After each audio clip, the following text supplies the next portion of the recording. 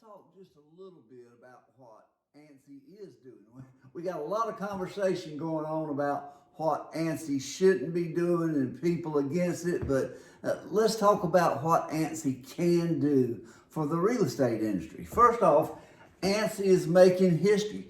When Fannie Mae made the announcement to mandate the ANSI measurement standard, they took a step in history. You know, it's one I think is long overdue, and I gotta applaud Fannie Mae for having the chutzpah to make this step. I hope many others will follow their suit. But regardless of what happens from here forward, Fannie Mae has made history. It's an opportunity to make all our data better. Now, real estate is a data-sensitive industry. You know, the main commodity of the National Association of Realtors is information. Agents need it, appraisers need it. Everybody that works in the real estate industry needs real property data. And we need accurate data. Without accurate data, we can't do a good job putting a value on real estate. A chance to show realtors more why this data matters, why it's so important. And why I say that for realtors more, well, appraisers understand how important this information is. You know, they see it all the time where you've got a difference between the appraisal square footage, the MLS square footage, and the tax record square footage. And when you have three different numbers, you know, the number that you choose to use in that report is going to change the value of that house. Guys, this information is extremely important, and ANSI gives us a chance to make it better. It's just that simple. Now, the best chance to convince realtors that quality data starts with the MLS. Why do I say that? The MLS is the #1 source of real estate information in the world.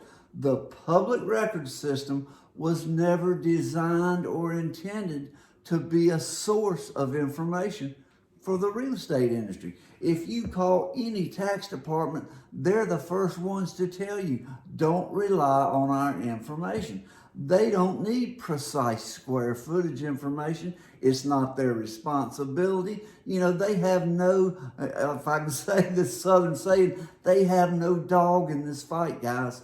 The tax department is for assessment purposes. It is not for providing data for appraisers and agents, and that is the role of the MLS. It was in 1908 when the MLS was founded, and it still is today. Now, a chance to show the official record is a myth, and that misconception needs to change. Now, I don't know who came up with the official record, but there's no such thing, guys. The only official record for square footage is an appraiser following a measurement standard. There really is. There's just no other way to say that. The official record for square footage should be a professional appraiser using a standard of measurement such as the ANSI measurement standard. But the official record in public records is a myth. We should have never got on that, and it is not their job to provide that information. And to teach the public, the tax assessor's not in charge of square footage. We just talked about that. But it is not, the tax assessor should have no role in real estate and valuation. It's not their job, and the real estate industry should not be looking to the tax department to get the information. They are the real estate experts. They should be the source of data, and the MLS was founded to be the data source of the real estate professionals, and that's what it needs to be today. A good time to get some press coverage. You know, the MLS and appraisers could all use a little good press, guys. You know, the real estate business has gone crazy over the last few years. Prices are up, rents are up, everything's out of control. Maybe it's time for the real estate industry to be worried about consumer protection and providing accurate square footage details helps protect consumers, and that's something we should already be really worried about. Now, a chance to join the rest of the standardized world. I've been saying this for years and years. Every other industry follows a standard. If you take a single family house and break it down into parts, windows, doors, lighting, the roof, whatever it is, plumbing, it's all measured by a national or international measurement standard. But you put all those pieces together to make a house, and it's not measured by a standard, and that is just flat out crazy, guys.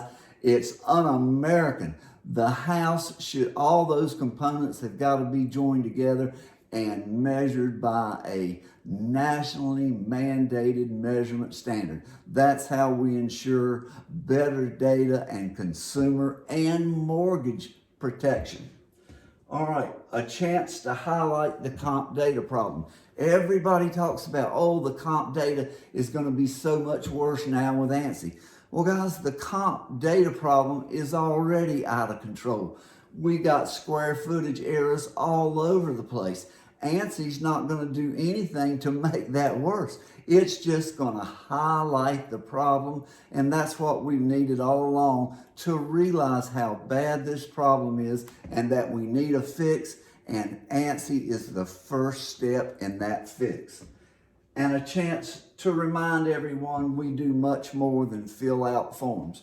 You know, appraisers often get a bad rap, and, well, the appraisal came in low, or, something's happened, and we talk bad about appraisers, and appraisers use information, they analyze that data and come up with conclusions. But if you're using bad data, it's the same old saying, bad data in, bad data out, guys.